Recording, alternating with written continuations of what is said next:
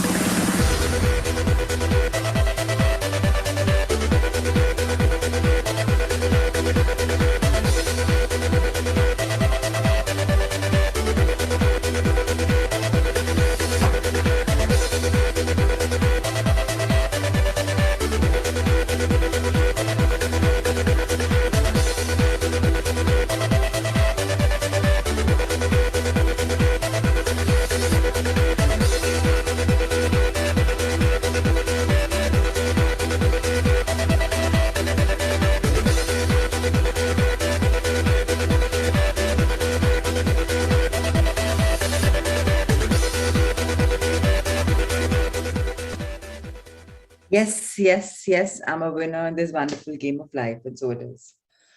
Once again, let's start.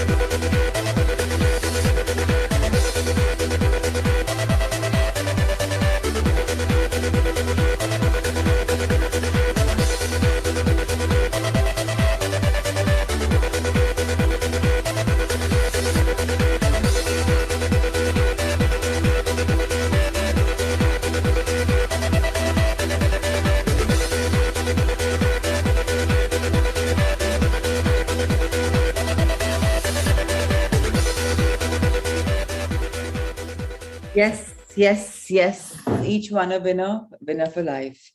So let's volunteer to read. Okay, and I've been very, very, very busy at the EU convention at the conference on learning. I'm sorry I haven't been able to do the 21-day challenge for Ikigai, but I very soon will. So we can start that from tomorrow probably. Today I'll just send up so you can go through it, see the videos, and tomorrow we can start that. So let's do that. And today, Ritesh sir, there's no Ikigai. So of course there would be Power of Now. We start from that.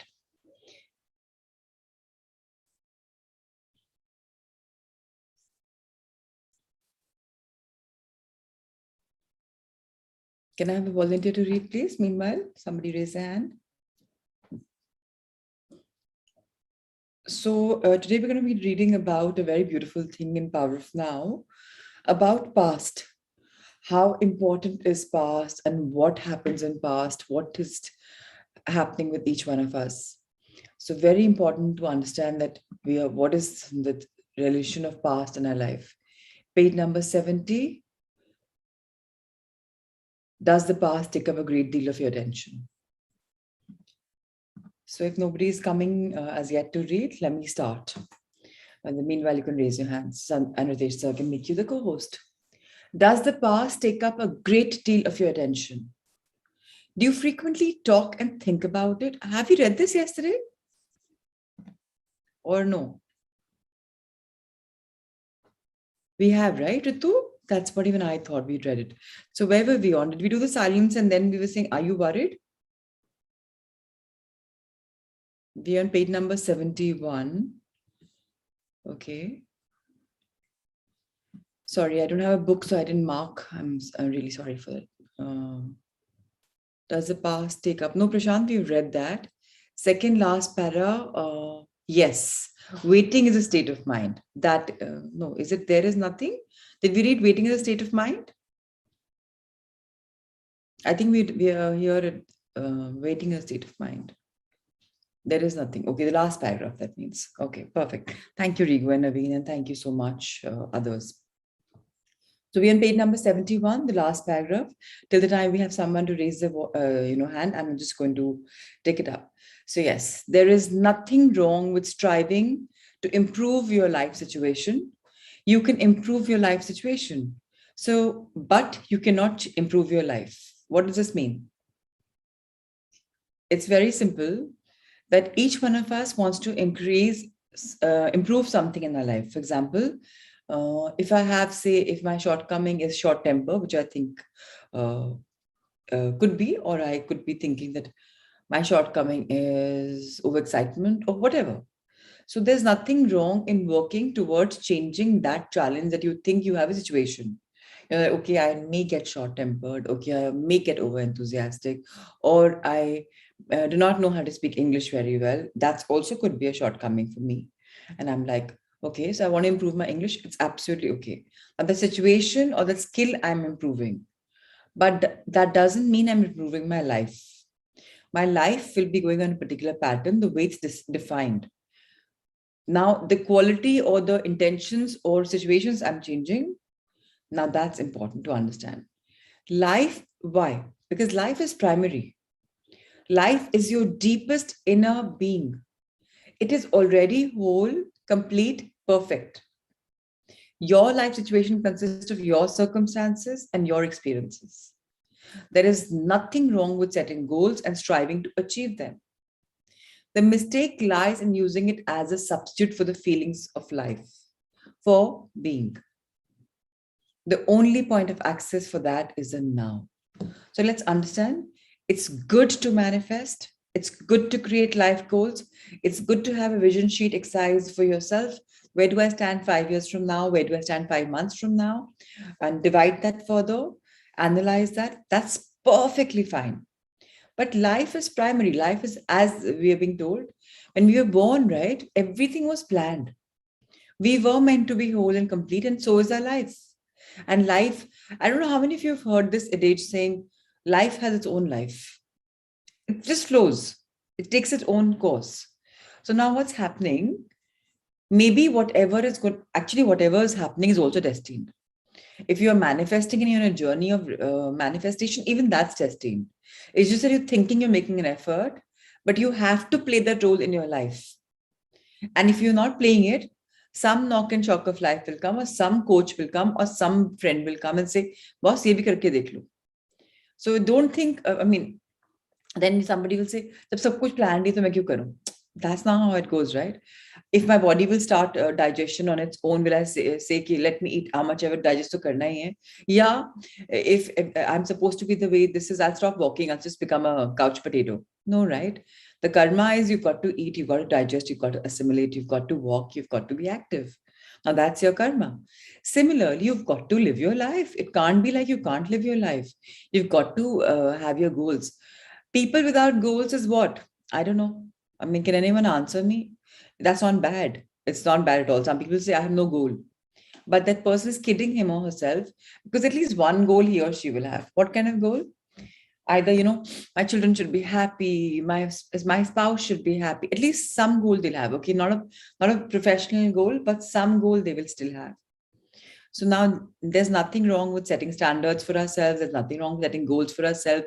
There's nothing wrong with striving for them, manifesting for them, working for them, achieving them, feeling the kick. But now what is happening is, if you have something missing in your life and you're trying to cover that up with that one thing, that's not a balm. You have to understand what is the root cause which is happening and creating the situation. Don't confuse the two. And you will not be able to confuse at all if you are absolutely in the now. Okay, this moment right now is perfect and absolutely nothing wrong. So, day before we had a party here in Goa. I happily skipped it. I was like, forget it. I want to be in discipline. I'll wake up at 3. And I did all of that jazz. Then I said, what am I doing? I've come here for just 2 nights, meeting people from Southeast Asia. How can I do this? That's the time to bond. And last night I told myself that doesn't matter. I've had 5 hours of sleep. I'm going to do it. I came back. I went at about 5:45, and after training got finished at about 4ish, 5:45, I reached. I was probably the first one to reach for this, the party, and it was sundowner. And I loved my everything. I loved my entire day with nature. And then we wrapped up in the night at about 12ish. And people are like, "How come you're standing here?" I was like, "Because I'm loving it." So why did I love it? Because then I was not in the future. Oh, classes करनी है, सुबह उठना है, yoga करना है, or meditation करनी है. Nothing. We'll see how it comes. I'm flowing right now. And I didn't even watch the time. Just that when I wrapped up, I saw it was 12. So why did it happen? Why was it a happy evening? Because I never thought about the future. I just thought about the now. I enjoyed the now. So if all of us start enjoying our only point of access, which is now, we will realize that, wow, we are creating something. You are then like an architect who pays no attention to the foundation of a building, but spends a lot of time working on the superstructure. Isn't that beautiful? So we all are, of course, we actually have professional architects and interior designers in our, batch of learning. So then we become the architects of our life. And we're like, our foundation has to be rock solid. But we're going to create a superstructure also. So some people are saying that why should the foundation be strong? And that's also a spiritual aspect that kya fark padta hai? Start to karo, dikha jayega. Keep building on it. It will become stronger on its own. That's why Eckhart mentions you're then like an architect who pays no attention to the foundation of a building, but spends a lot of time working on the superstructure. Now, why is this line said? Because as human beings, we want that perfect moment to start. या मैं कल diet शुरू करूंगा, कल से मैं प्राणायाम शुरू करूंगा, कल से, कल कब आता है? Because they want it to be perfect. Why not now? Why can't I say, let me start living in the now? अभी कर लेते हैं प्राणायाम. Let's just try it. Meditation करना अभी कर लेते हैं for 5 minutes. Who's seen tomorrow? Why tomorrow? What's so special about tomorrow? That's why the spiritual world says that foundation kaisi hai doesn't matter. But in real life, if you have to actually make a building, the foundation has to be rock solid, right? That's the reason we all compare ourselves with that. But what spiritual gurus say, or people, light workers say, is that to not concentrate too much about a perfect beginning. Start the journey, then keep perfecting it, then keep improvising it, then make a superstructure out of it. Then that, oh, yes, yes, yes, yes, yes. And keep celebrating every aha moment. From the time you started, oh, wow. I mean, I thought I'll do this, but I did this much. Wow, wonderful, amazing. I thought I'll do 10 minutes. I did 5 minutes. Amazing, more power to me. So that's what is also another way of living life. Now we begin giving another example to understand what Eckhart Tolle is making us understand. For example, many people are waiting for prosperity. So you can turn the page. Many people are waiting for prosperity, right? All of us want to prosper, but it cannot come in the future. When you honor, acknowledge, and fully accept your present reality, where you are, who you are, what you are, when you fully accept that right now for what you have, you are grateful for what you've got, grateful for what it is, grateful for your being, that is when the magic begins. So gratitude for the present moment and the fullness of life now is true prosperity. It cannot come in the future. Then in time, that prosperity manifests for you in various ways. This is what all of us are learning in the Magic Book by Rhonda Byrne as well. So Rhonda Byrne has beautifully taken, Rhonda Byrne has beautifully taken a lot of learnings from these masters, these light workers, and adapted into simple English for you and me to understand. Very simple. Her books are something that we can just understand on our own. Even Eckhart's books are simple, but every line is so profound that you want to ponder over it when you go on a journey.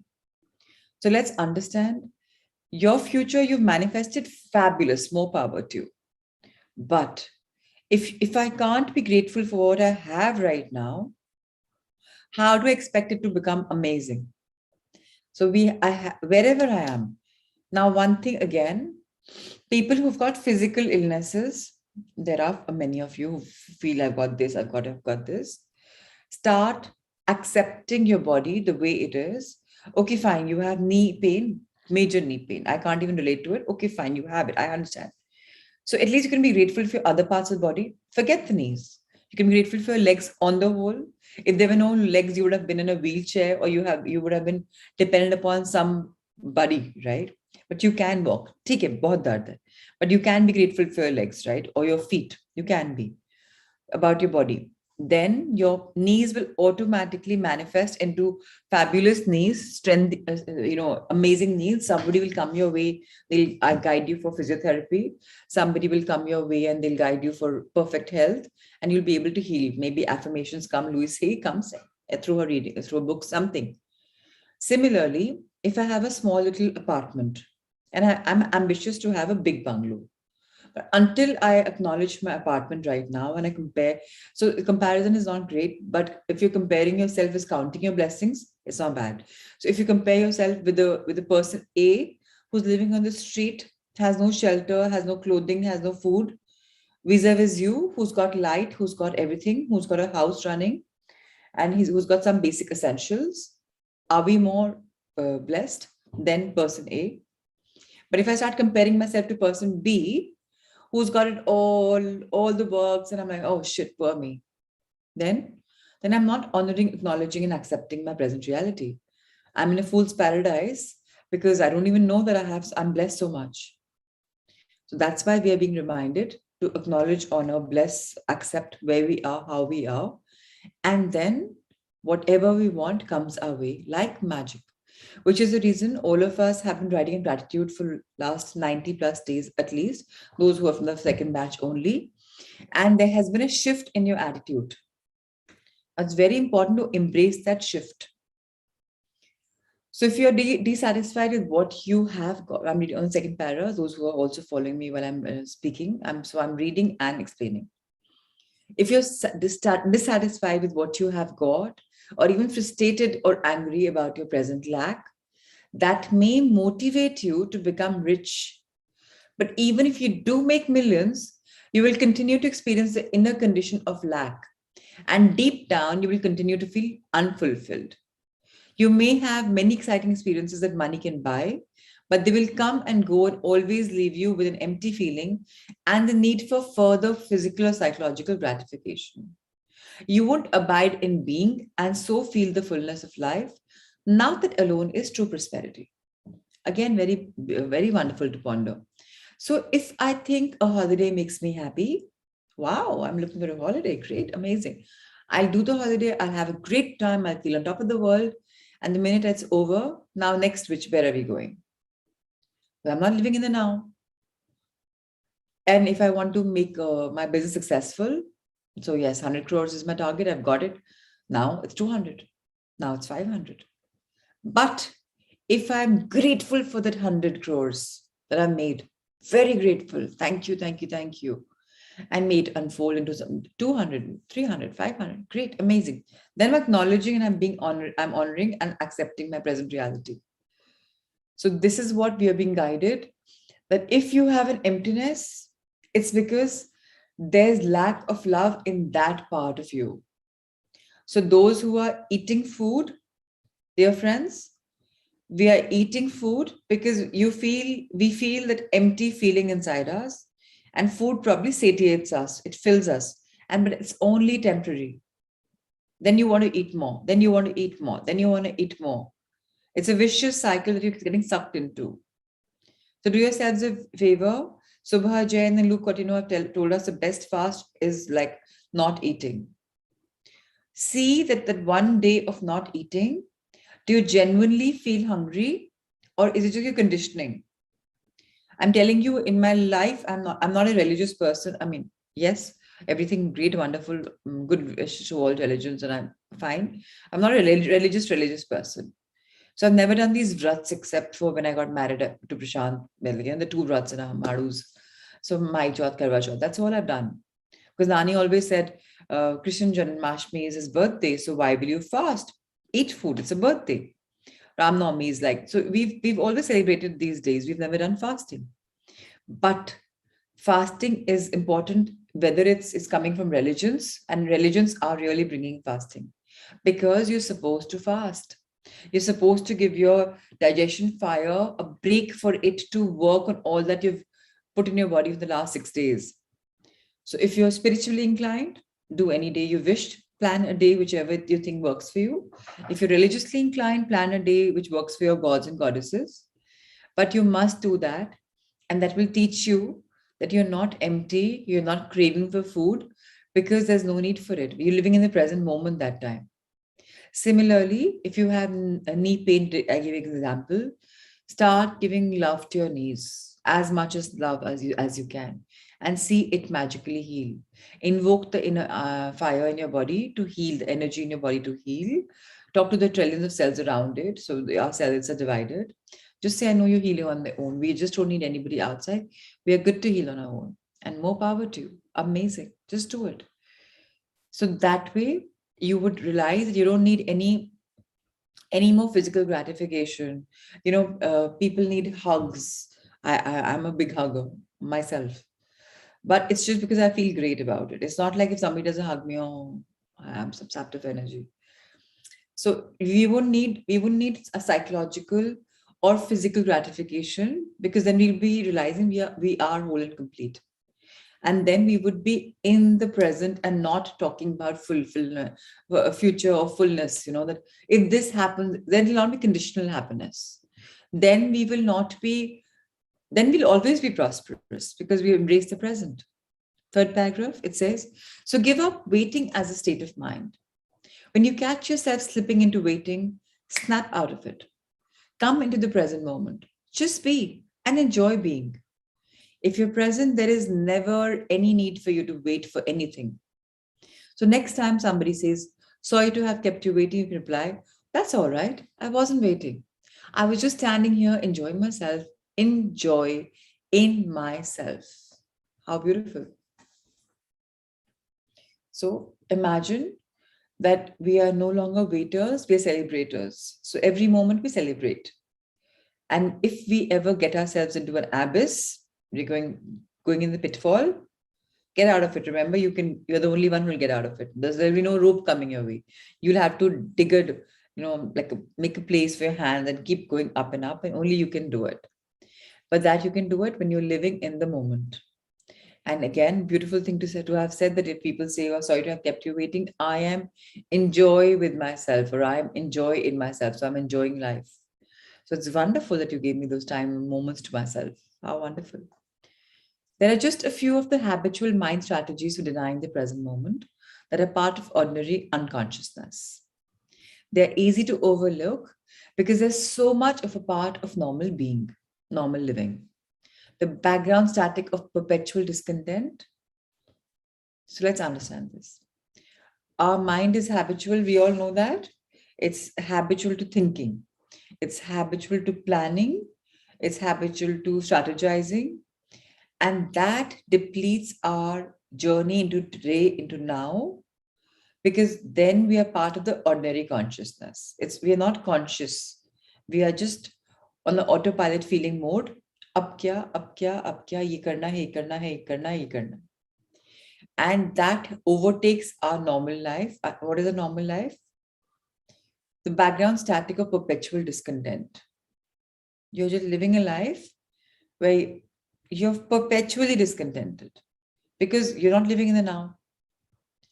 But the more you practice monitoring your inner mental and emotional self, the easier it will be to know when you have been trapped in past or future, which is to stay unconscious and to awaken out of the dream of time into the present. So again, let's understand this. Let's keep practicing.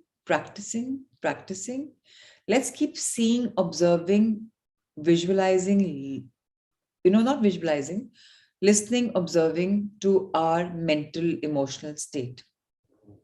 When we are aware, what are we feeling? What are we thinking? Then we are no longer, when we're realizing, oh, it's all about past. It's all about future. So I'm not living consciously. I'm not aware. I'm not aware because I'm not living in the now. I am in a dream world, and that dream world could be of the past or the future. So we're being cautioned But beware, the false, unhappy self, based on mind identification, lives on time. It knows that the present moment is its own death and so feels very threatened by it. It will do all it can to take you out of it. It will try to keep you trapped in time. So, what is the false, unhappy self? Can someone tell me?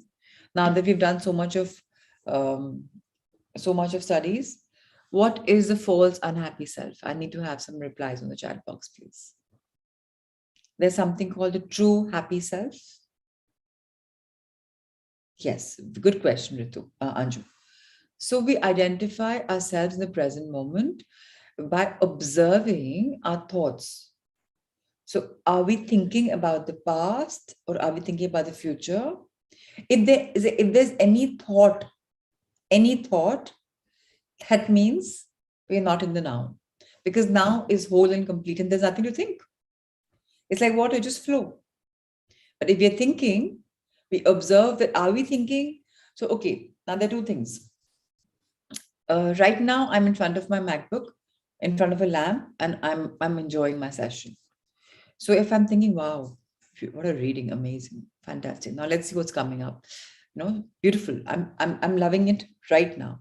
So right now, I'm in the right now. But if all of a sudden I'm like, oh, I have to go for Independence Day celebrations 8:45, it's at the reception. I must go for it. So then what am I? I fast forward myself in the future. Or all of a sudden I'm talking to you and if somebody else is reading, I'm like, yeah, last night that guy was amazing. Oh, that couple rocked it. Oh, that woman and she, me, like Kushali and me are like akin, yeah, we are amazing. So if I transport myself in the past, even if it's a fleeting thought of those 2, 3 people, while somebody's reading the chapter, I have gone in the past or the future. But if I'm thoughtless, or if the thought is only about what I've read, and that too for just a couple of seconds, it's fine. Then I'm in the now. Usually, people who are in the now are people with no thoughts. I keep quoting the example and I keep doing so. So if you see two people, one is a very accomplished guy sitting with the like cross-legged with meditation and manifestation, thought bubbles, and he's achieved it, done it all, amazing life. But one is sitting on the side who's a monk. He's got a happy Buddha smile, just smiling. And there's nothing called thought. Now, that little monk is in the now. But the gentleman on the right, who's got all his gadgets and everything in the way he wanted in life, he is in a thoughtful world. I'm not saying it's not good to be thoughtless. There's no word like thoughtless because it's all thoughts or thoughtful. It's good to be thoughtful, but when it's out of love, compassion, kindness, or what you're grown up with. But to think about something, and if that brings upon a fear, that we had a beautiful conversation yesterday, and a lot we just talked about like our particular table. We were talking about aging parents, how to be with them. And some people we fear we lose them, or they fear they lose us to COVID because a lot of their friends have lost our age people to COVID. So now where's the fear coming from? Because they're trapped in the past or the future and over-processing, overthinking. Kya zarurat hai? Nehal says false unhappy self is constantly thinking about the past or future. Okay, so yeah, great. But I'll tell you what is happening now. We have something called true self. What is a true self? I'll break it down easier. It's our soul. That's our true self. Walking on its intended path, which is the purpose of my life, is being true to myself, which is my higher self. Is it clear or is it not clear? Because for me, it's coming organically because I understand it now. If you're still confused, I'll rephrase. So I am saying that so my true self is my higher self, means my soul, my Atma. It's got a purpose for me. It's taken me, Prachi, as a vehicle, chosen me to be born to this set of parents in this part of the country, in this part of the world. It's chosen Prashant and family for my ascension. Chosen my kids have chosen me for their ascension. So we're all attaching ourselves. But I am not my true self. I am just a vehicle who has been given a human brain to process, a conscious mind, again, where the human brain is, and my body parts, organs. Now, that is just Prachi, the human being. But who am I truly? I am the spiritual being. So I have named my higher self a couple of times to all of you. My higher self's name is Kamal.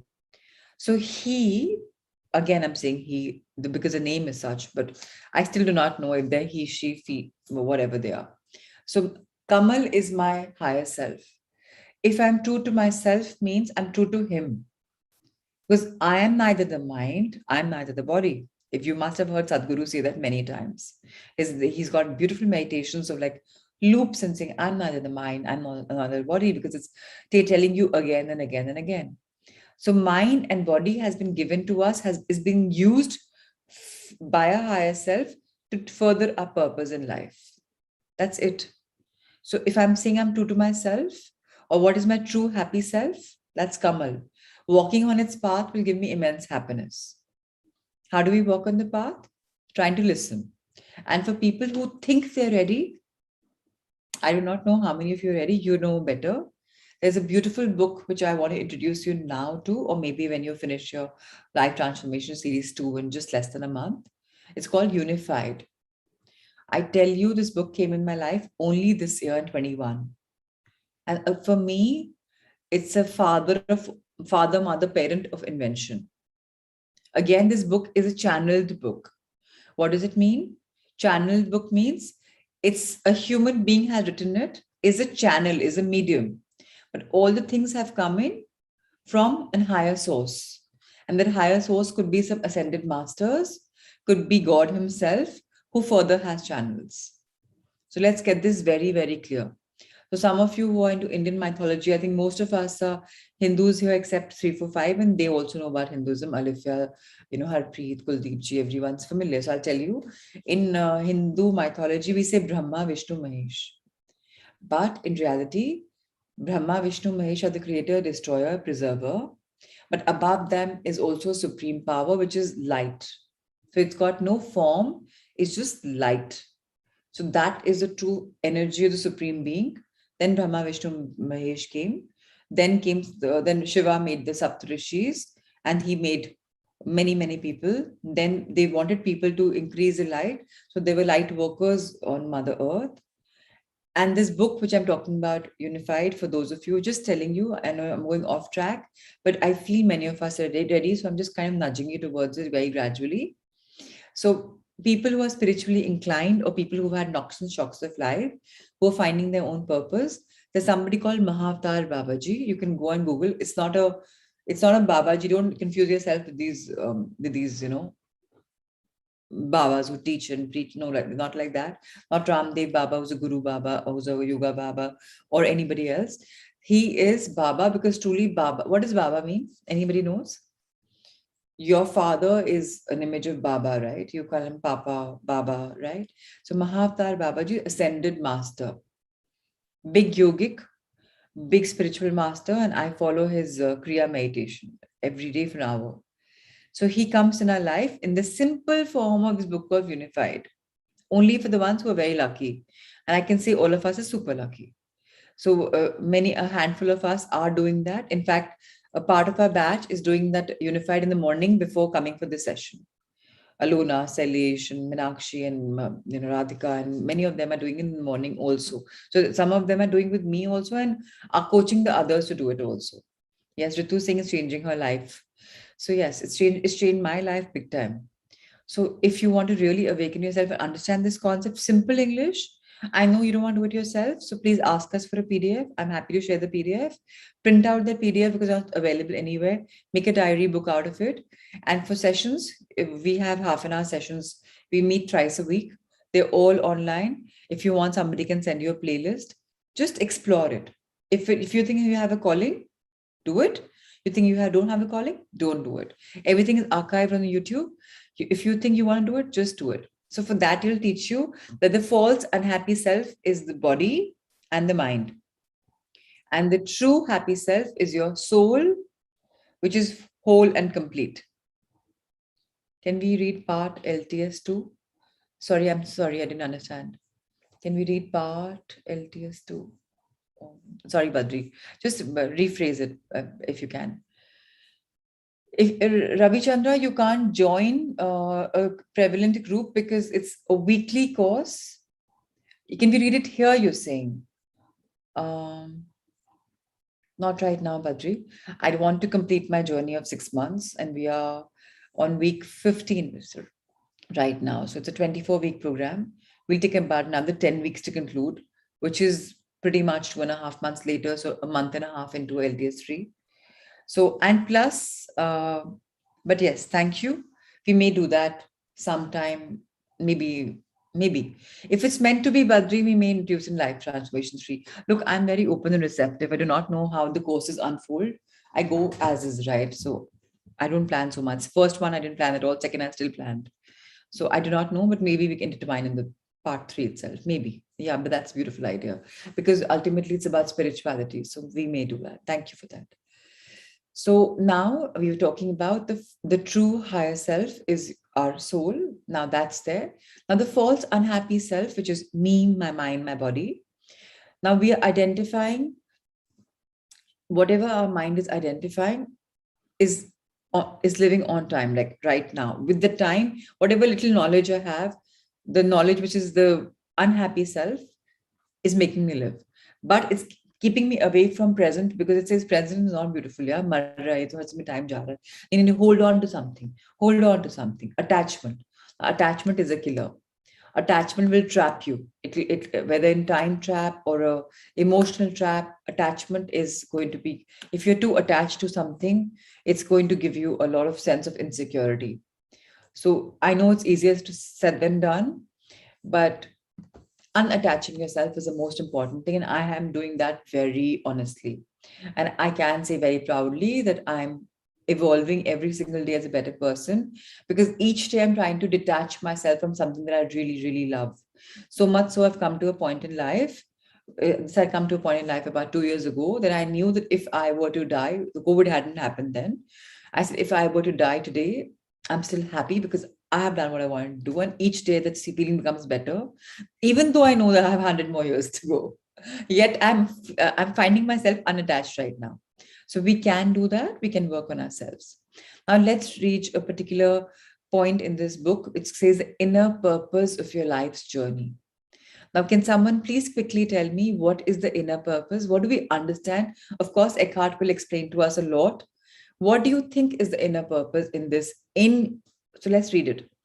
The inner purpose of your life's journey. What do you think this means? Thank you. Thank you, Alifia. So the question asked to Eckhart was, I can see the truth of what you're saying, but I still think that we must have purpose on our own life's journey. Otherwise, we just drift. And purpose means future, doesn't it? How do we reconcile that with living in the present? $1 million question. Let's understand the answer. When you're on a journey, it is certainly helpful to know where you're going or at least the general direction which you're moving. But don't forget, the only thing that is ultimately real about your journey is a step you're taking at the moment. That's all there ever is. How wonderful. So yes, we are all on a journey. Yes, it's very, very helpful to know where am I going until I know. So for example, I have to leave my house. I'm sitting in the car. I need to know, right? Where is the driver driving me? Where am I driving myself to? Grandparents, parents, professionals, some place where I need some help, factory, where? So general direction in life is important, right? You need to know where you're moving.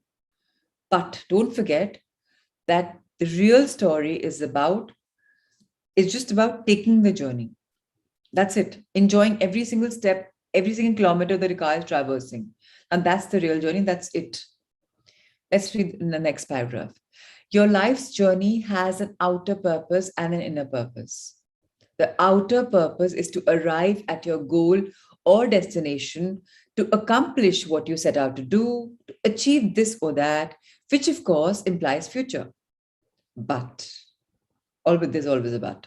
But if your destination or the steps you're going to take in the future take up so much of your attention that they become more important to you than the step you're taking now, then you completely miss the journey's inner purpose, which has nothing to do with where you are going and what you're doing, but everything to do with how.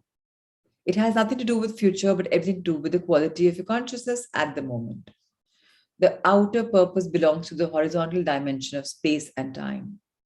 The inner purpose concerns a deepening of your being in the vertical dimension of the timeless now. Okay, so let's pause here. What does it mean? Firstly, understand in the spiritual world, you'll hear a word called dimensions all the time. We are in a particular dimension in life, and these dimensions are like this in the world, which is a human world. So that's why हम ऐसे बोलते हैं, इसके बाद कहाँ. But in the spiritual world, dimensions are like this. We've got 7 bodies, so people who can see the aura can see 7 layers of us, like this and like, but this spiritually. So you have layers like this, you have aura like this. But in life, so even when you're climbing the stair, which is a physical world, the ascension is like this. And here, why, I don't know how many of you have heard or people say, so there are people who read auras just with naked eyes. Now, some people have auras as large as kilometers. And some people have auras which are very small. And some people have auras that are very dark. So we're now talking about a much deeper being, which is saying that in your physical aspect, in your outer purpose, you can look at my dreams, my goals, my journey, my destination, blah, blah, blah, blah, blah.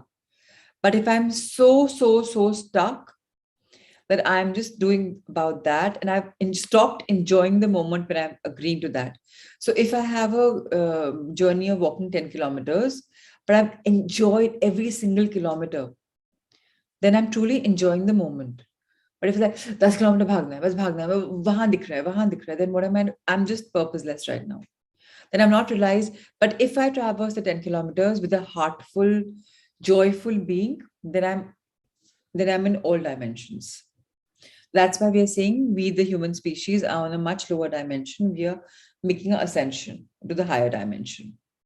So now, spiritually, if you do that, if we're aware, if we're conscious of the present moment, we will be evolving much, much, much faster. And our outer journey may contain 1,000,000 steps. Your inner journey only has one. The step you're taking right now. How beautiful. So your higher self or your inner journey is about just the power of now. Every nanosecond, that is the moment. So in that nanosecond, what have you done? Now that is it. That's your beautiful higher self. But in your physical self, in your maybe whichever aspect you want to call it, your outer purpose or whatever you want to call it, will be having a lot more things attached. So that's how deep and that's how simple spirituality is. No rocket science. There is no rocket science. Nothing. It's just enjoy the now. That's it. So no 1,000,000 steps, nothing, just that one step right now. As you become more deeply aware of this one step, you realize that it already contains within itself all the other steps as well as the destination. So that's what they say, na? Every step counts. Why?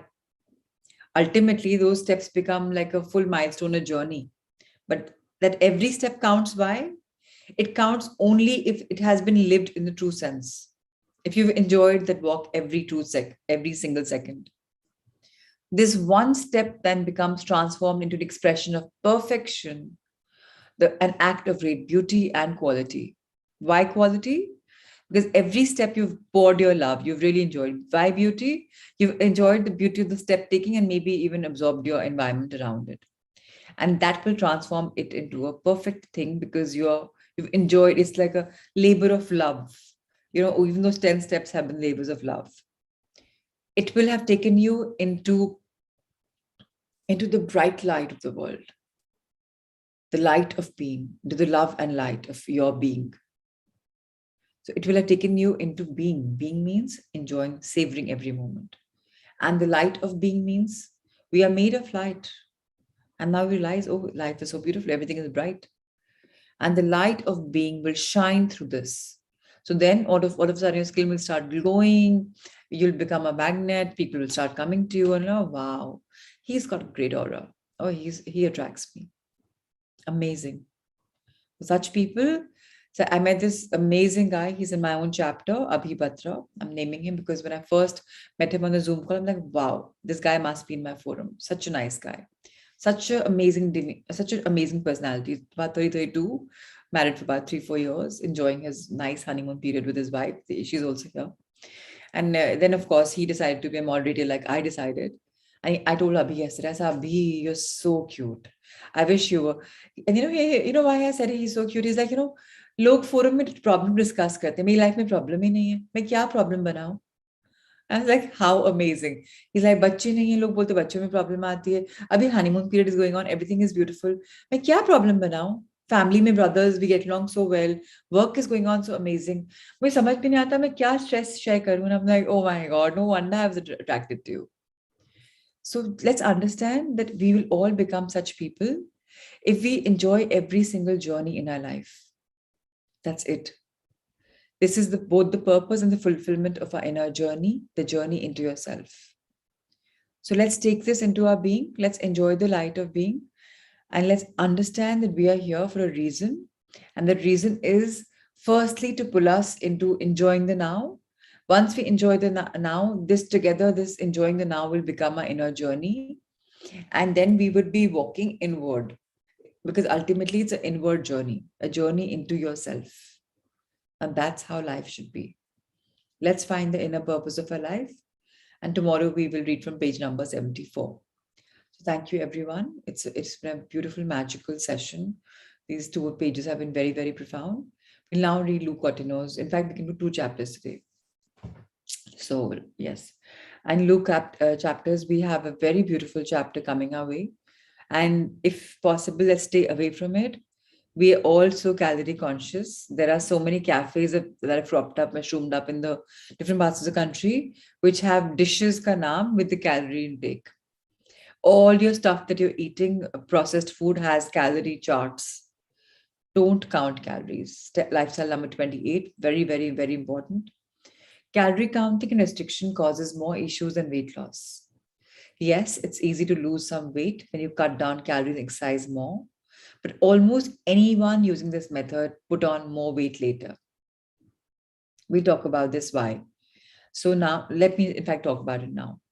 So when I'm focusing my attention on calories will get expanded. I'm talking about calorie. So obviously many more calories are going to come my way. Whatever I focus on expands.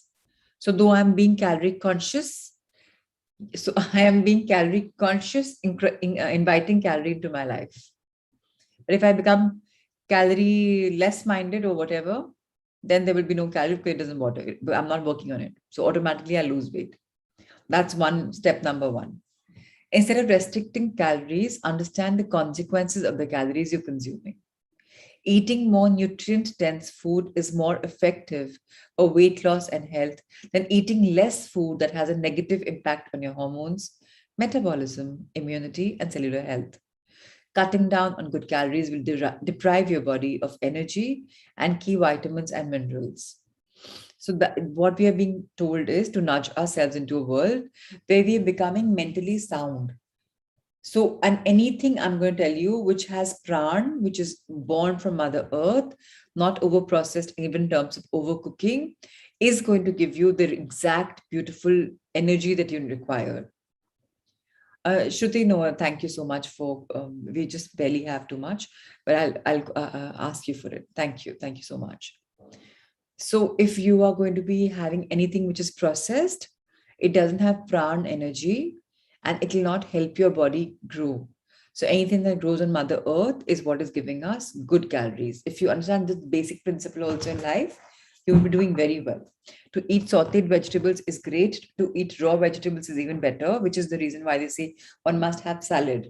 So people didn't make us understand the science, But and buy salad immediately when it's cut, not old because the plant gets lost. So they have so much of water, so you will lose it if you don't have if it's too cut. And also one more thing about salad is because salad is so fresh, it's got so much of water. So if the salad is kept for too long, it'll absorb all the environment's energy. So say it's kept in a kitchen where the chefs are working to give you a churn your meal.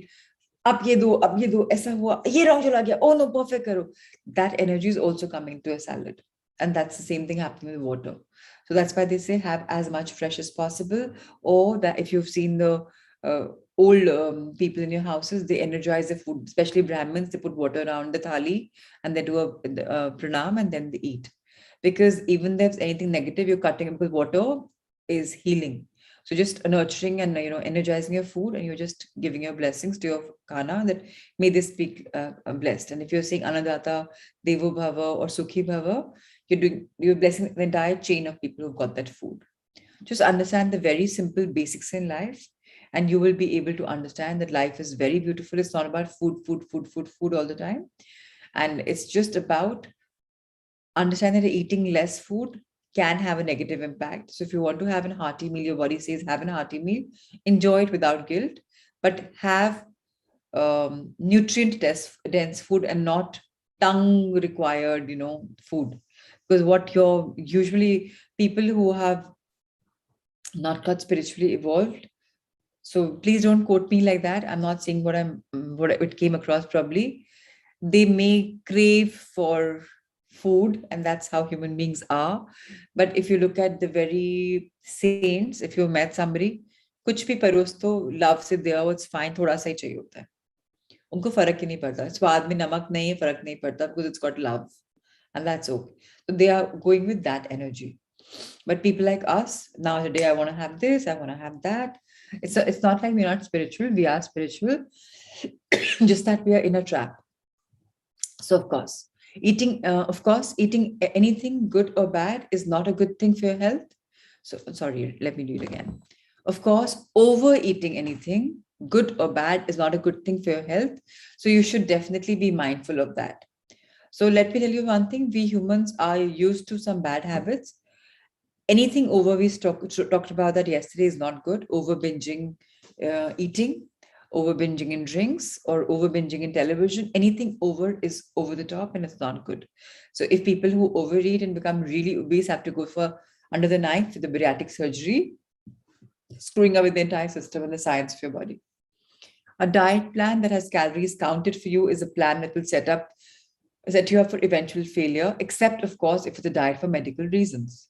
So when Luke Cotino is telling you that if you're losing weight, he'll probably try, and his people will try and tell you to be mindful, heartful. But if it's like itna hi calorie consume karna hai, today I'm following it, tomorrow I'm following it, yehi khana hai, so ultimately it's going to be failure. But if I've been taught that there are some apps, which are into calories again, and now you will become so used to those apps that you'll ab isme itna calorie, ab isme itna calorie, you would lose your mental peace. Eventually you'll fail down. Forget it, guess who, I will eat what I want. So don't become so used to these apps and these calorie counting machines or apps or whatever. A calorie counted diet teaches you nothing about lifestyle. How to listen to your body when it's speaking to us, when it's talking to us. We're not understanding the body's language. So let's understand that we must become listeners. Our body will tell us when it's hungry. And if you and me are in tune with that, with our cravings, with our feelings, which are determining whether we're hungry or thirsty, we'll be able to understand. Then you'll be able to hear that I'm thirsty and I'm not hungry. The confusion will be sorted. In fact, every time you want to eat, please drink that half a glass of water and see, do you really need food even then 10 minutes later? If yes, please eat. So start listening. Again, back to listening. Do you really think a nutritionist understands enough of your body and lifestyle to calculate easily how much energy you need? The answer is no. That diet plan then puts you in a rigid structure, never allowing you to explore the mind-body connection, which is the most important when it comes to health and weight loss. So, what does my body want? Only I know. No nutritionist, no dietitian, no health guru will know. Because my body, probably only like as a gent, that I could be probably a breatharian. I am probably, my body just needs breath. It doesn't need food. And that's not wrong either. Or my body just needs sattvic food and sometimes tamasic food. It's okay. So, what your body needs is listen to it. If it's saying something, listen to it. Ultimately, you'll have achieved what you really wanted to achieve. Being dependent upon people depletes you of their power.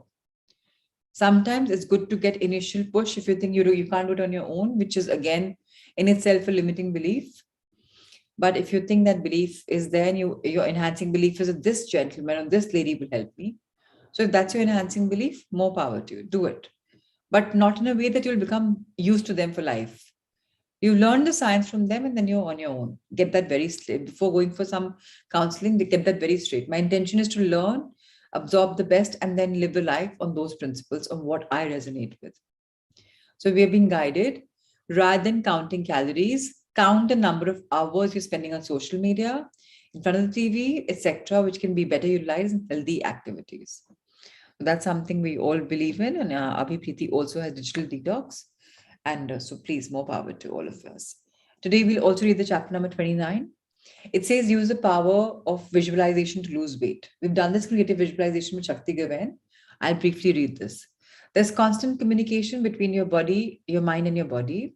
Whatever and whenever your mind thinks, imagines, and sees it, it sends signals to your body. The body responds by manifesting every one of those thoughts. There's a direct connection between your thoughts and feelings. With this exercise earlier in the book, if I asked you to feel angry, sad, or happy right now, it would be impossible unless you have an angry, sad, or happy thought. We all resonate with this, right? Okay.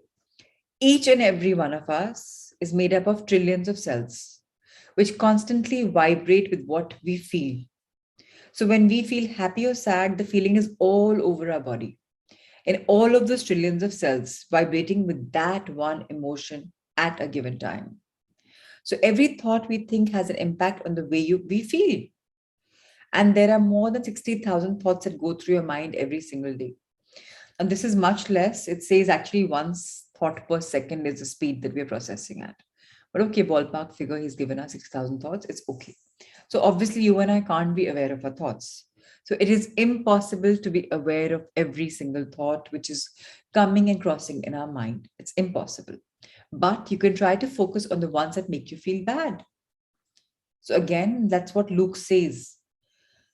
I will remove the word focus if I were to write this book, but I will say you will try to observe the ones that make you feel bad, not focus. If I focus, it expands. So when we close our eyes and visualize something happy, the way we change, the way we feel changes, right? So what am I imagining? Today, if I'm going to imagine Rishi, or maybe the day that he left and how he looked, I'm going to feel, oh shit, poor bacha. But if I imagine Muskan's got through NID Ahmedabad, she's cracked it on her own merit. Wow. So when I'm closing my eyes, what am I visualizing is giving me the feeling, good or bad. Again, that's your labeling to it. When you master helping your mind and body communicate better, you can apply the same concept to every aspect of your life, from relationships to the way you want your finances to be. So very important for all of us to be mindful of the communication that's happening. And if the communication is perfect, we all know we've done many more books. Luke is telling us back into what we've learned.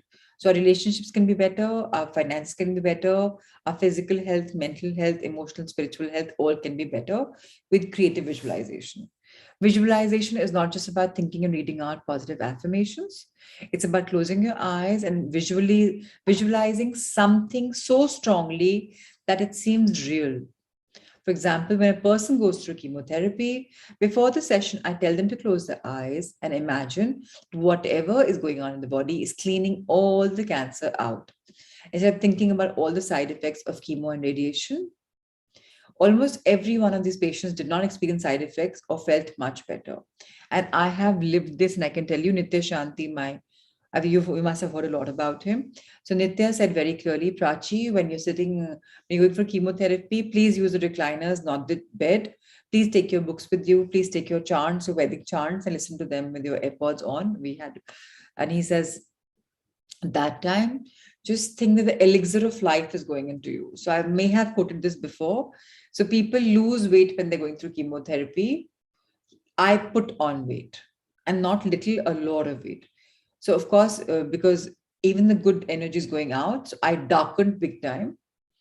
And my hair, which were very beautiful and long and thick, of course, they became shorter. I did lose, but I never went bald. People lose eyebrows, the eyelashes, hair, everywhere. I did not lose them. That's because I closed my eyes every single session and thought, wow, the elixir of life is coming in me. Oh, it's making me so much more better. And that made me gain weight. And I have no two hoots about it. It's fine. So that's the power of creative visualization. So now let's take this concept and apply it to every aspect of your health. So if you're popping a pill, don't do so with disgust. Do it with the feeling that it's going to heal you, that it's going to go into your stomach, be absorbed into your body, and heal the condition that you're taking the pill for. Isn't that beautiful? Bless your pill before taking it and thank it. About 70-80% of weight loss issues people have start in the mind because they spend a lot of time lamenting their weight, criticizing themselves, complaining, feeling negative about the inability to reduce inches. Guess what? That's a signal your body is receiving. And you will most likely continue to feel fat, lethargic, if those are the thoughts you have. So if you are a victim of comparison, oh, look at that man, he looks so hot. Look at his muscles. And look at me. I instead am a man who's lacks, no body. Or I'm a woman who's so fat. Look at her, she's so hot and thin. Then I'm again feeling bad. And those feelings are going into my entire body. And it's like, you're fat. You're telling the body you're fat. And the body's saying, yes, I'm fat. And more fatter. I'll become more thank you or more power to me. I'll become fatter. I'll become more lethargic. So please check the thoughts that you're having. What you should do instead is start visualizing. It's a shift of thought and energy that anyone and everyone can achieve. Sit with your back straight and close your eyes. First, steady your breathing by focusing on just inhaling and exhaling. Let every thought pass through your mind, but eventually bring your focus back to your breath. Imagine that a bright light is entering from the top of your head to the crown chakra, slowly passing through your brain, through your chest, and to all your organs, right up to your toes. This light, as it enters, is energizing every organ, every cell of your body. While exhaling, imagine that you're expelling whatever you want to from your body. It could be toxins, disease, weight, stubborn fat, negative thoughts, unpleasant feelings. Do this 3-4 times and then you will be ready to start visualizing. We do that pretty much every day in our visualization, in our meditation. Visualize yourself waking up every day after a good night's sleep, spending time in your kitchen, getting a healthy breakfast together. Picture yourself exercising and eating a healthy lunch, a healthy snack. Forget about everything else. Forget about the scale. And what about your friends are doing to, and and what your friends may be doing, family may be doing to lose weight. Forget about what social media is telling you to do. You just visualize what you need to do to lose weight and how you want to look. Constantly picture how slim, curvy, toned you want to look. And think of an ideal day. Visualize yourself working out at your favorite time, eating healthy meals where you're not rushed. Imagine a dinner that is early, light, wholesome, and tasty. Visualize that every sip of water is hydrating. Imagine boosting your metabolic rate and losing weight. Now, can we all do that? Even the ones who are fit? It's not about only weight. It's about getting fitter, healthier, sharper, stronger, more spiritual. If you've forgotten visualization, I'm sure you haven't. If you have, it's time to come back. Every moment of the day, you're not going to be attached to that visual in your mind. Let's turn the page, sir. It is not going to take overall all the other thoughts that you have in your mind. Only focus on it for 15, 20 minutes every day and then detach from it. You can do it any time of the day, wherever you are, whether in a flight, a car, or before you go to sleep. I find it the most spiritual time because it's meditative and doesn't allow you to dwell on all the bad things that you might have gone through the day.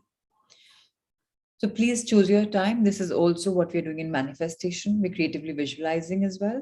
So that's what Luke is saying, that if you have a health as a goal, aches and pains or weight or diseases, this is what we can all start adopting. So thank you, Ritesh sir, for showcasing these 3 books. Thank you, Prachi, for reading them. 2 books. Sorry. And I definitely want somebody to read The Heart Thought. Whoever wishes to read The Heart Thought, please raise your hand. It's a very, very beautiful heart thought. I constantly receive incredible gifts. That's happening every single morning. So many gifts are coming our way. So much of enlightenment is coming our way. And that is the power of life. So whoever wishes to read can raise your hand. It's about prosperity. I can give you lots of good advice and lots of wonderful new ideas, but you are in control. You can accept them or not. You have the power. So the affirmation, the heart thought is, I constantly receive incredible gifts. Shruti, a lot of clutter, sorry, too much of clutter. Somebody else, please, quickly. Yes, Pratamaji, please. I constantly receive incredible gifts. Learn to accept prosperity instead of enhancing it, exchanging it. If a friend gives you a gift or takes you to a lunch, you don't have to immediately reciprocate. Allow the person to give you the gift. Accept it with joy and pleasure. You may never reciprocate that person. You may give to someone else. If someone gives you a gift that you can't use or don't want, say, I accept with joy and pleasure and gratitude, and pass it on to someone else. How wonderful. Thank you, Pratamaji. Such a delight to hear you this morning. Thank you so much. Always a pleasure. So I constantly receive incredible gifts. We must learn to accept prosperity. So why are we being told this? So if somebody's giving me a glass and I'm like, hey, I don't like the shape of the glass. Mere kaam ka nahi, it's below my standard. I'm not able to accept prosperity. I know I will not use the glass. So what? I can take it with gratitude and give it on to my maid, right? If it's so bad, I can give it on to my maid. Why should I say no to somebody who's brought it with love? So there's this friend or whoever you can say gave me um, a pretty crystal piece, pretty, very symbolic, very beautiful. But it's not my kind of a piece. It was even cracked and broken from one, chipped, and it was like stuck back. And I don't know, but the thought of hers counts, yeah. Whether it's stuck, is chipped, or it's whatever, it doesn't matter. She gave it to me and took it with a lot of love. Now, whether I decide to keep it or whether I decide to give it to somebody else is on me. I can't say, why did you give it to me? I mean, this is below my standard. This is not me. See the love behind it, yeah? Right? Learn to accept prosperity instead of exchanging it. If a person gives you a gift or takes you to lunch, you don't have to immediately reciprocate. Allow the feeling to sink in. Allow the person to give you the gift. Accept it with joy and pleasure. You may never reciprocate to that person. You may give to someone else. If someone gives you a gift that you can't use or don't want, say, I accept with joy and pleasure and gratitude, and pass on to someone else. So, yesterday I heard a very beautiful thing, and I want to share this before the meditation. I met this lady called Kushali Gambhir from Chennai, and she's a homeopathic doctor. And she says, like, she must be having another coach or somebody. And she says, he told me, when you're back from a conference, convention, or a wedding or a holiday, the next day don't work. Work as in go check your reports, go check your, in your clinic, everything. Don't meet patients. That don't work like that. But assess what you've done in those 1, 2, 3, 4 days that you've gone. Assess where you are in life right now, your feelings, process them. Don't just like close a chapter. "Okay, oh, had a great time." Take time to reflect on them. She's like, this is what I'm going to do tomorrow. I'm like, wow, amazing. Something new to learn from that lady as well. That's what I want to share with all of you, that I loved that thing about, what you shared. Process, assess. How wonderful. So today, let's do today is Independence Day. So let's free ourselves from some things that we may wish. So whatever you want to think of that one emotion that you want to get free of, emotion or dis-ease or whatever comes to your mind. Just think of it. And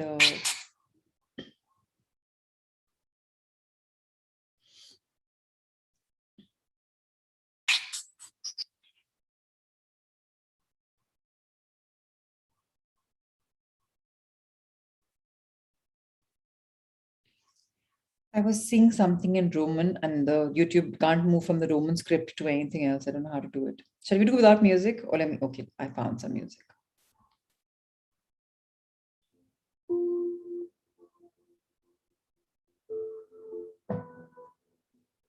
Let's close our eyes. Our backs absolutely straight. Eyes closed. A soft, gentle smile on our faces. Hands comfortably resting however you want, if possible, facing heavenward upwards. As today we'll be free from all things unrequired. Let's inhale love with a lot of gratitude. Welcome the love. Feel it filling your body as you're holding on the breath. Gently exhale the love, sharing your love with everything around you.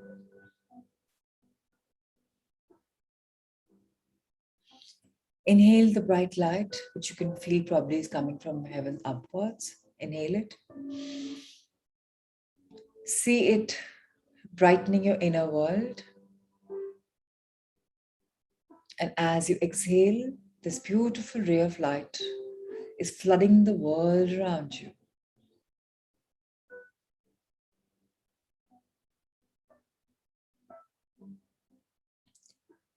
Now let's inhale freedom.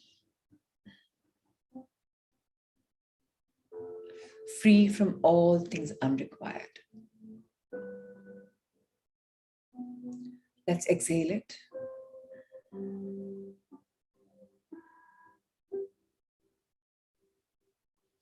Sharing, being free.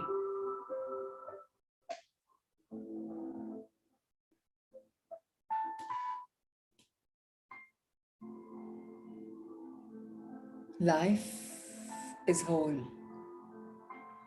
Life is complete. Life is mesmerizing. Life is freedom. Life is being independent. I am being independent. I am free. I am love. I am light. Let me tilt my head a little up and let me see this beautiful white healing light, the silverish white, bluish white healing light entering my crown chakra. Oh my God, it's so bright, yet it's so warming. I feel that warm gush in me. It's flooding my being. It's cascading down. I feel the warmth, I feel the tingle. It's entering those trillions of lanes in my brain, the complex brain system. It's clearing all the clutter, all the negativity, all the toxicity. It's just clearing it all out. It's like my brain has become rewired, refreshed, restructured completely. It's vitalized. And this beautiful, bright, sharp light is flooding my subconscious mind. Very slowly, this will help me see my future so clearly. It's flooding my third eye chakra. Because my mind has completely healed, been energized, I can see so clearly. The world is crystal clear. This white healing light is energizing my eyes. My physical eyes can see my life so clearly. Whether I close them, whether I open them, I can see my perfect life, full of imperfections, which I love so easily. I flow like water. This light is cascading, flashing, flooding me. It's flooding my nose. I can sense happiness. I can smell happiness. I can smell life. I can smell the warmth. I'm revitalized. This white healing light is opening, energizing my ears. Now I may be progressing into being a person who can hear from oceans apart, miles apart. Because love is a language I flow in. Some people call it telepathy. I call it the brain waves. I call it the emotional waves, the love waves. Somebody remembered me and I just called her and she says, "Oh, you have 100 years of life." I can hear. Now I listen. This white healing light has healed me so much that I can listen to my heart, listen to my higher self, listen to my mind, the conscious being, listen to this body, its messages, its signals. I am listening. Yes, I am. This white healing light is touching my lips, my teeth, my tongue. Whatever I speak is beautiful. Because now I listen. I'm in no rush. I listen, I hear, and then I speak. And sometimes speak from my heart. So what? I love it.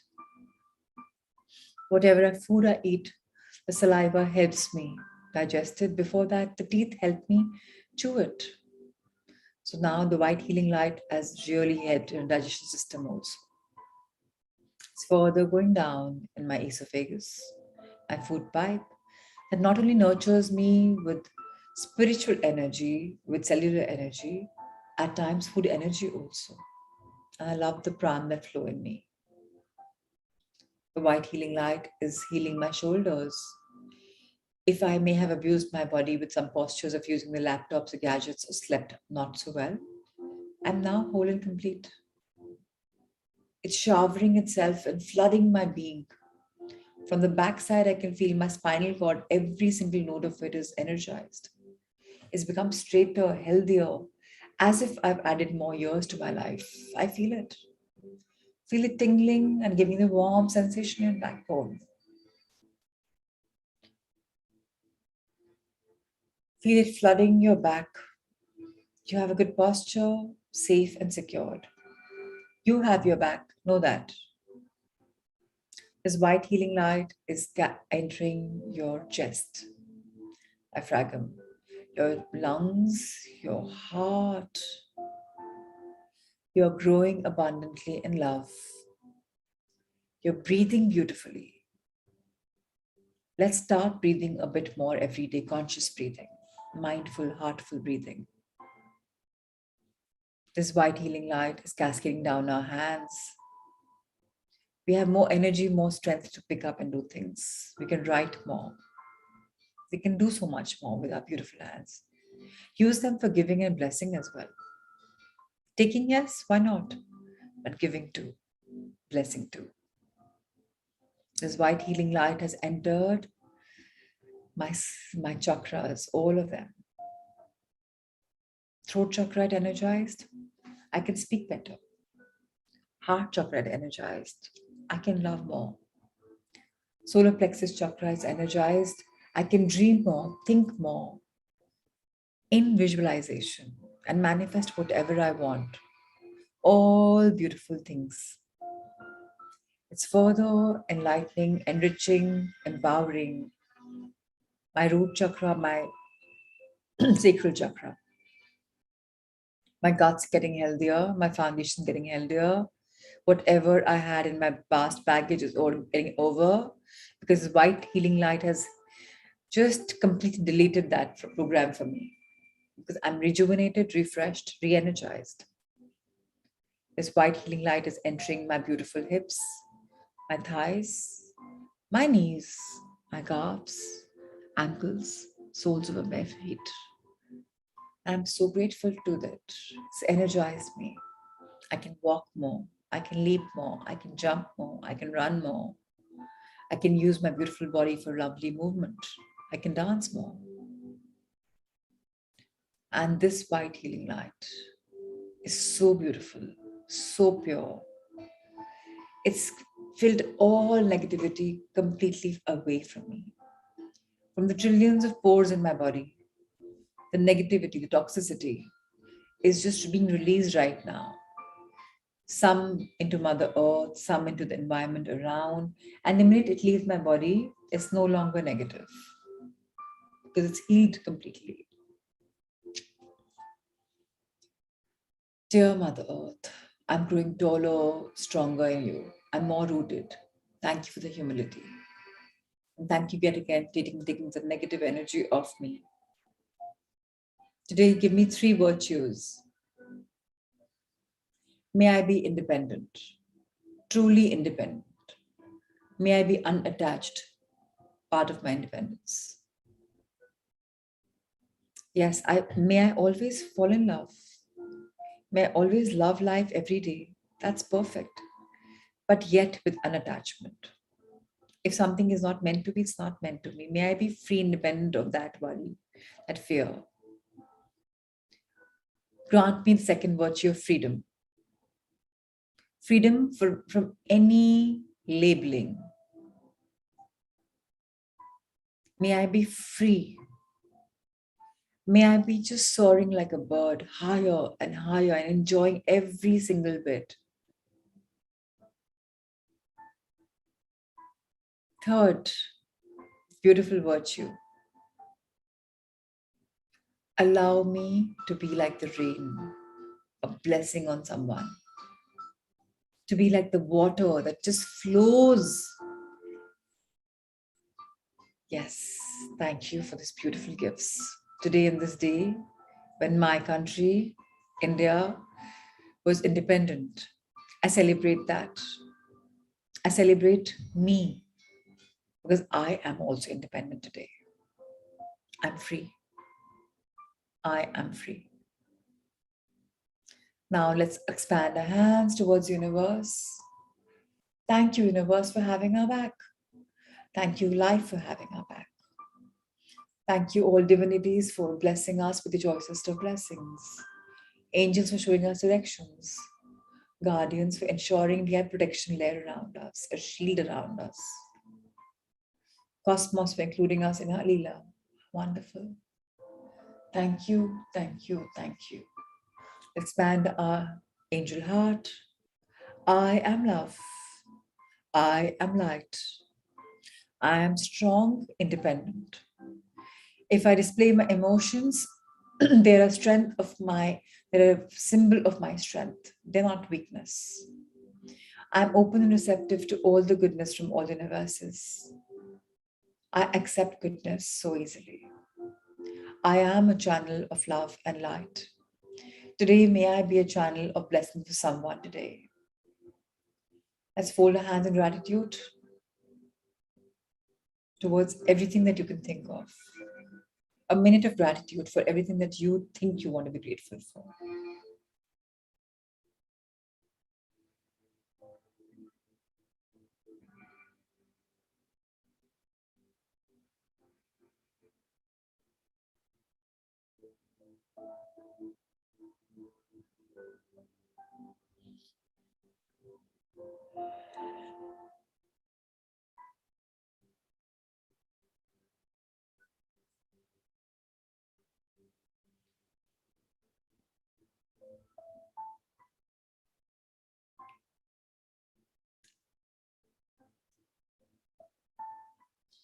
Thank you, thank you, thank you.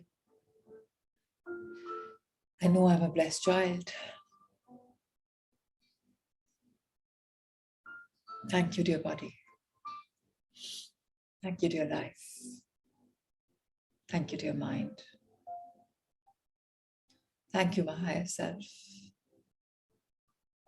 Thank you, thank you, thank you. And dear energy that flows in me. Today, give me the extra dose of energy, extra dose of blessings.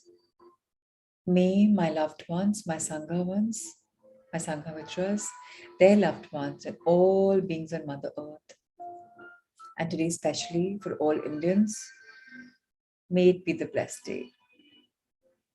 May there be lots of love, light, and abundance to everyone around, everyone far, everyone living.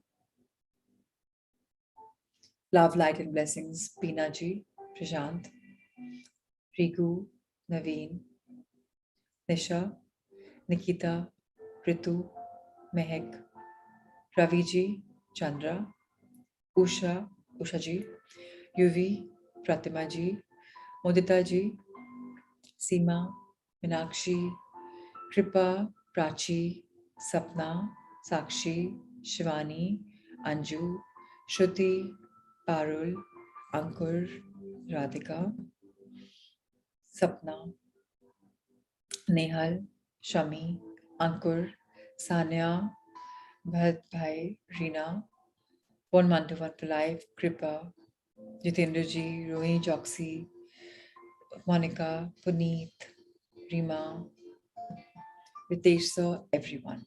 Lots of love, light, and abundance. Thank you, thank you, thank you. Thank you, everyone. Thank you, Amrita. Thank you, Sanjay sir. Thank you, Shweta. God bless you all. Let's meet each other tomorrow at 5, same time from Delhi. Lots of love, light, and abundance. Be safe.